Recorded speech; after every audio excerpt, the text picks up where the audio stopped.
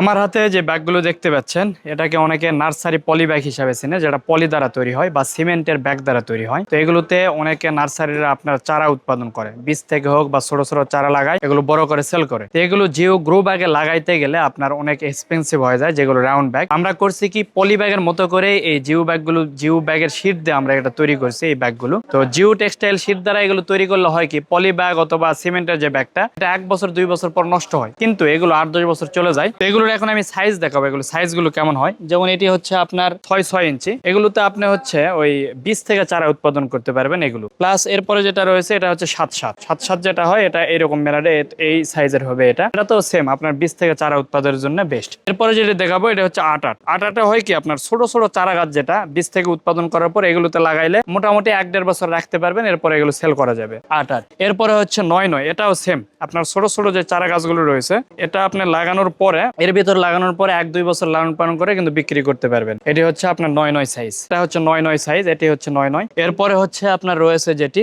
এটি হচ্ছে আমাদের 10 ইঞ্চি বা 10 ইঞ্চি।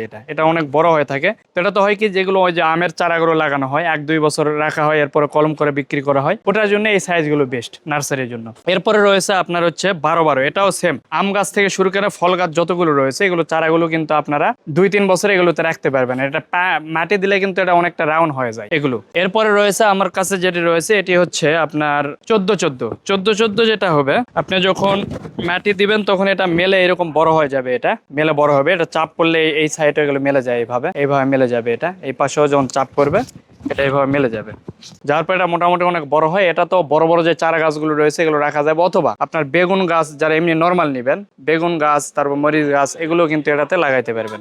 এরপরে যেটি রয়েছে সাইজ, এটি হচ্ছে আপনার 18-18, 14-14 পরে 18-18। তো এই সাইজটা অনেক বড় হয়ে থাকে।